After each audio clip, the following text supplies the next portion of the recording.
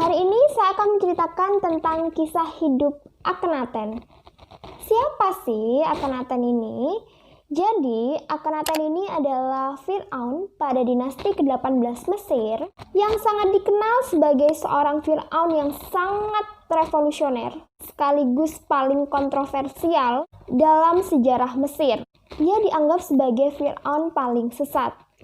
Akhenaten ini dilahirkan dengan nama Amenhotep IV. Ia adalah anak dari Fir'aun Amenhotep III dengan istrinya yang bernama Tiye. Pada awalnya, Amenhotep IV ini tidak dipersiapkan untuk menjadi seorang Fir'aun, karena dia juga bukan anak laki-laki tertua di keluarganya. Baru setelah kakak laki-laki tertuanya, yaitu Thutmose ini meninggal, dia dipersiapkan untuk menjadi seorang Fir'aun. Ayah dari Amenhotep IV, yaitu Amenhotep III ini dikenal sebagai seorang Fir'aun yang sangat cakap. Dia itu berhasil membuat Mesir menjadi negeri yang sejahtera, damai, aman, makmur, dan sangat dikenal luas di dunia internasional. Berbeda dengan ayahnya, Amenhotep IV ini justru tidak memiliki ketertarikan di bidang kepemimpinan. Jadi kayak rasa atau jiwa leadership-nya Amenhotep IV ini kurang gitu. Dia justru lebih tertarik di bidang keagamaan. Dia lebih suka menghabiskan waktunya untuk menyembah dewa tunggal Aten. Aten sendiri bukan termasuk dewa yang populer pada saat itu. Dewa yang paling dihormati oleh masyarakat Mesir pada saat itu adalah dewa Amen. Entah gimana ceritanya, Amenhotep IV ini lebih suka menyembah dewa tunggal Aten dibandingkan dengan dewa-dewa politeisme dengan dewa utamanya itu Amen. Ketika menjadi seorang Fir'aun, Amenhotep IV ini semakin menunjukkan kesetiaannya pada dewa Aten. Rasa setianya ini dia tunjukkan dengan membangun kuil-kuil yang sangat megah yang dikhususkan untuk Aten di Thebes, di mana Thebes ini sendiri adalah ibu kota dari Mesir pada waktu itu. Kemudian diikuti pembangunan kuil di Karnak. Karnak ini sendiri itu adalah kompleks kuil yang pada mulanya didedikasikan untuk dewa Amen.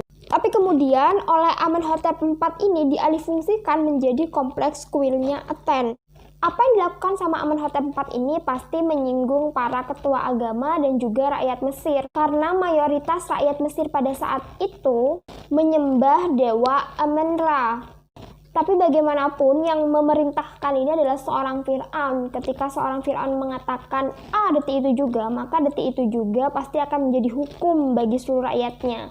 Walaupun rakyatnya andai kata nggak setuju 100% nih, pasti perintah dari Fir'aun itu akan tetap berlaku. Ingat, Fir'aun itu pada zaman dulu dianggap sebagai putra dewa, dianggap sebagai pilihan para dewa. Jadi siapapun yang menentangnya, mereka yakin pasti akan tertimpa bencana atau musibah.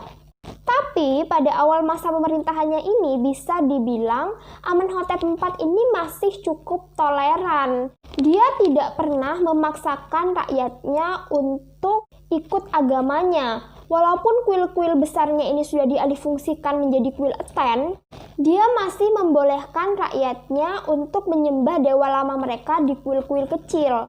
Baru deh di tahun kelima masa pemerintahannya itu dia mulai menjadi ketat. Dia mulai nggak toleran lagi. Ini dimulai dari perubahan namanya dari Amenhotep IV yang semula ada unsur Amennya, berubah menjadi Akhenaten. Ada unsur Atennya. Dia juga memindahkan ibu kota dari Thebes ke Amarna yang memang didedikasikan khusus untuk Aten. Karena Amarna ini belum pernah dijadikan sebagai tempat pemujaan dewa lain. Tentu aja pemindahan ini nggak cuma sebatas karena masalah agama, karena letak Amarna juga. Jadi zaman dulu Mesir ini dibagi menjadi dua daerah kekuasaan, yaitu Mesir Utara dan Mesir Selatan. Mesir Utara ini dengan pusat di Memphis dijadikan sebagai pusat kesenian. Sedangkan Mesir Selatan dengan pusat yang ada di Thebes ini dijadikan sebagai pusat keagamaan. Sedangkan Amarna letaknya itu ada di tengah-tengah antara Memphis dan Thebes. Jadi dia punya keinginan untuk menyatukan pusat kesenian dan keagamaan jadi satu di Amarna. Makin lama Akhenaten ini menjadi Firaun yang semakin posesif dan kejam. Dia mulai mendeklarasikan tidak ada dewa lain yang boleh disembah selain dewa Aten. Dia mulai melarang untuk menyembah dewa-dewa politeisme, terutama dewa Amen. Bahkan memanggil nama-lamanya saja, yaitu Amenhotep IV, itu tidak dibolehkan. Orang tersebut akan langsung dihukum. Nggak peduli itu adalah orang di luar kerajaan atau di dalam kerajaan. Ia juga membentuk tentara khusus yang akan berpatroli dari rumah ke rumah untuk memastikan tidak ada satupun rakyatnya yang menyembah dewa lama mereka. Kalau ada ketahuan nih, ada barang di rumah rakyatnya yang berhubungan dengan dewa lama mereka, terutama dewa Amen, itu pasti akan langsung disita dan dihancurkan. Ia juga mengubah lagu-lagu yang didedikasikan khusus untuk Amen diubah menjadi lagu-lagu untuk Aten. Dia juga mendeklarasikan diri sebagai satu-satunya orang yang dapat berkomunikasi dengan dewa Aten. Jadi di zamannya Akhenaten ini, para ketua agama ini gak digunakan lagi tuh. Sedangkan dewa-dewa politeisme ini lebih dari 1000 jumlahnya. Jadi ada 1000 lebih ketua agama yang gak dipakai pada zamannya Akhenaten ini. Ini tentunya mengancam para pemimpin keagamaan dong, yang memang melayani Amen. Makin lama, para pemimpin agama ini mulai menunjukkan rasa ketidakpuasannya terhadap pemerintahan Akhenaten. Ya bayangin aja gitu, sebagai seorang pemimpin agama, melihat kuilnya ini dialihfungsikan untuk dewa lain, dewa Aten. Siapa coba yang gak marah? Bahkan nama-nama Amen di kuilnya itu dicongkelin. Sedangkan rakyatnya ini ya iya-iya aja gitu. Siapa coba yang berani ngelawan Firaun? Walaupun di mulut mereka mengatakan mereka menyembah Aten, tapi di hati mereka ini tetap adanya Amen, dewa lama mereka. Apa yang dilakukan sama Akhenaten ini bisa dibilang cukup berani mati. Untuk pertama kalinya dalam sejarah Mesir ada seorang raja yang berani melawan dewa. Gak cuma di bidang keagamaan aja yang dilakukan perubahan, di bidang kesenian pun pada zaman Akhenaten ini mengalami perubahan. Yang paling tampak adalah pada patung atau pada lukisan. Biasanya patung atau lukisan dari seorang Firaun ini akan digambarkan sebagai orang yang sangat gagah, bentuk yang sempurna. Tapi pada zaman Akhenaten ini justru digambarkannya nggak sempurna. Kepala sama leher yang kepanjangan, perut buncit, posenya pun berbeda. Pada masa sebelum Akhenaten, posenya itu biasanya ya cuma berdiri kayak foto KTP gitu aja. Tapi di masanya Akhenaten ini posenya justru lebih natural, lebih luas. Entah apa yang melatar belakangi Akhenaten ini untuk melakukan perubahan di bidang seni. Tapi bisa jadi ketidaksempurnaan pada seni-seni di zaman Akhenaten itu, ini mungkin untuk menunjukkan bahwa kesempurnaan itu hanya milik dewa. Atau mungkin juga memberikan gambaran realita pada rakyatnya sehingga rakyatnya ini merasa dekat, sehingga Akhenaten ini bisa mendapatkan dukungan dari rakyatnya. Akhenaten yang terlalu terobsesi di bidang keagamaan justru membuat Mesir ini menjadi hancur dan rusak. Dia banyak sekali kehilangan daerah jajahannya. Program pembangunan ibu kota baru yang dibangun dengan sangat megah juga mengakibatkan krisis ekonomi.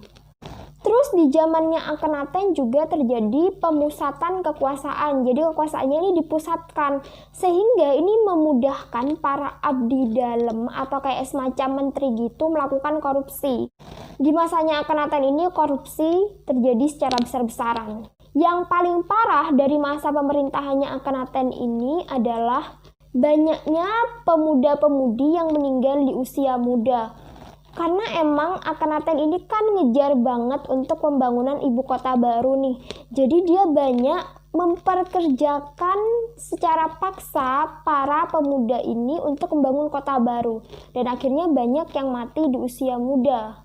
Akhenaten memerintah selama 17 tahun sebelum dia meninggal dunia. Jika dibandingkan dengan masa pemerintahan ayahnya, ini kurang dari separuh masa pemerintahan ayahnya. Setelah Akhenaten meninggal, tentu saja agamanya ini juga ikut punah, ikut musnah. Kenapa sih rakyat Mesir ini sangat mencintai Amen dibandingkan dengan Aten? Karena Amen ini menjanjikan akan adanya kehidupan setelah mereka meninggal. Jadi kalau ikut Amen nih, mereka dijanjikan akan adanya kehidupan yang lebih baik setelah mereka meninggal. Karena itu, biasanya di makam masyarakat Mesir ini akan dimasukkan benda-benda yang dipakai oleh orang yang telah meninggal tersebut, yang biasanya dipakai sehari-hari. Biasanya di makamnya juga akan dimasukkan seperti makanan, parfum, perhiasan, dan lain sebagainya. Sedangkan Aten ini tidak bisa menjelaskan kehidupan setelah mereka meninggal. Jadi kalau ikut Atenisme nih, setelah mereka meninggal ya udah gitu, kayak tidur panjang aja, nggak akan ada kehidupan setelah mereka meninggal. Padahal yang diyakini sama mereka dari sejak nenek moyang mereka itu, mereka punya harapan akan adanya kehidupan yang lebih baik setelah mereka meninggal. Karena itu, mereka itu sangat sulit sekali untuk menerima Aten di kehidupan mereka. Banyak sekali artefak-artefak pada masa pemerintahan Akhenaten ini yang kemudian dihancurkan setelah beliau ini meninggal. Pewaris tahta selanjutnya yaitu putranya sendiri yang bernama Tutankhaten ini, yang usianya kurang lebih 9 tahun. Setelah kematian ayahnya, ia bahkan mengganti namanya sendiri dari yang awalnya Tutankhaten, ada unsur Atennya, menjadi Tutankhamen, ada unsur Amennya. Ia juga memindahkan lagi ibu kota dari Emerna ke Tips lagi. Ia bahkan mengeluarkan dekrit yang mengatakan bahwa negeri Mesir ini menderita karena kita ini ditinggalkan oleh para dewa-dewi ini karena kesesatan ayahnya. Dia mencap ayah kandungnya sendiri sebagai seseorang yang sesat, kriminal, dan pemberontak. Sama seperti ayahnya, ia juga tidak memimpin Mesir dalam waktu yang lama, hanya sekitar 10 tahun, lalu setelah itu dia meninggal dunia. Tidak lama setelah itu, ia digantikan oleh Jenderal Horemheb sebagai seorang Fir'aun.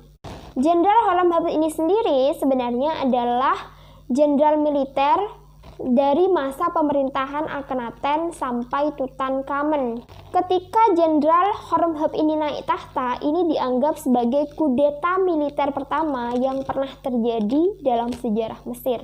Horemheb dan para penerusnya ini menghancurkan kuil dan kerajaan yang ada di Emerna. Dia juga menghancurkan patung-patung dari Akhenaten dan juga Nefertiti. Nefertiti ini adalah permaisuri dari Akhenaten. Dia juga menghapuskan Akhenaten beserta keturunannya dari daftar resmi Fir'aun. Apa yang dilakukan oleh Jenderal Horemheb ini bisa dibilang cukup berhasil, karena dia berhasil menghilangkan sejarah dinasti ke-18 selama beribu-ribu tahun.